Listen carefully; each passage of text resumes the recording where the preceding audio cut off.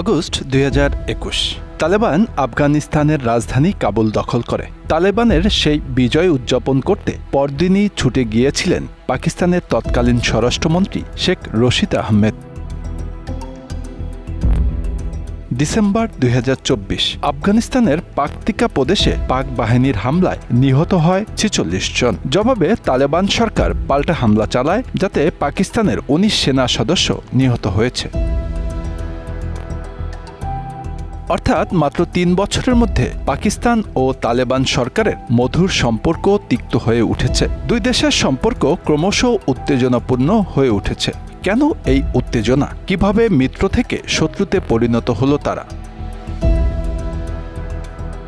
২০০১ সালে যুক্তরাষ্ট্রের আক্রমণের পর তালেবান নেতারা পাকিস্তানের সীমান্তবর্তী এলাকায় আশ্রয় নেন। পেশোয়ার, কোয়েটা এবং করাচিতে তালেবান তাদের কার্যক্রম চালায়।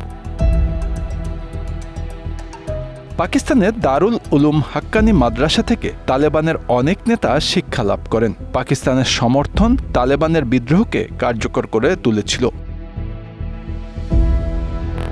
কিন্তু পাকিস্তানের সমর্থন ছিল দ্বিমুখী তলোয়ার। তালেবানের পুনরুত্থান পাকিস্তানের নিজের অভ্যন্তরীণ নিরাপত্তা চ্যালেঞ্জ বাড়িয়েছে। ২০২২ সাল থেকে তেহরিক-ই-তালেবান পাকিস্তান (TTP) দেশটির সেনাবাহিনী ও পুলিশের উপর সশস্ত্র হামলা বাড়িয়ে দিয়েছে।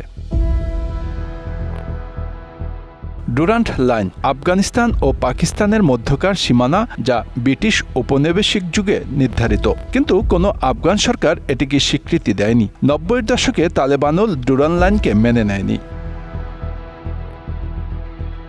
বর্তমান তালেবান সরকারও পূর্বসূরিদের মতো একই অবস্থান বজায় রেখেছে। এই সীমানা পাখতুন জনগোষ্ঠীকে বিভক্ত করেছে, যা দুই দেশের মধ্যে একটি আবেগের কারণ হয়ে দাঁড়িয়েছে। পাকিস্তান আফগানিস্তানের কাছে সীমান্তে টিটিপি নেতাদের বিরুদ্ধে কঠোর ব্যবস্থা নেওয়ার দাবি জানিয়েছেন। তবে তালেবান এই দাবিকে উপেক্ষা করে বলেছে এটি পাকিস্তানের অভ্যন্তরীণ সমস্যা। পাকিস্তানও এমন সময় একই যুক্তি দিয়েছিল যখন যুক্তরাষ্ট্র তাদের কাছে তালেবান দমন করার দাবি জানিয়েছিল। পাকিস্তানের সেনাবাহিনী সম্প্রতি আফগানিস্তানের ভেতরে বিমান হামলা চালিয়েছে। এতে তালেবানের প্রতিশোধ নেওয়ার হুমকি বাড়ছে। তবে তালেবান সামরিক শক্তিতে পাকিস্তানের সঙ্গে টেক্কা দিতে পারবে না বলে মনে করছেন বিশেষজ্ঞরা। এই উত্তেজনা শুধুমাত্র দুই দেশের মধ্যেই সীমাবদ্ধ নয়। পাকিস্তানের বেলুচিস্তানে চীনা বিনিয়োগের উপর এই সংঘাতের প্রভাব পড়ছে। আফগানিস্তানও নিজেদের ভূখণ্ডে আন্তর্জাতিক সহযোগিতা হারাচ্ছে। অন্যদিকে পাকিস্তানের আক্রমণ আফগান জনগণের মধ্যে পাকিস্তান বিরোধী মনোভাব আরও বাড়িয়ে তুলছে।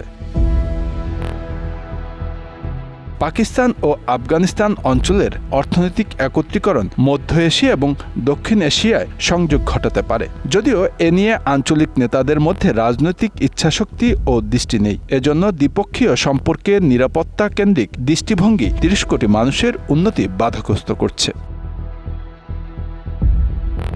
Bangla affairs news desk.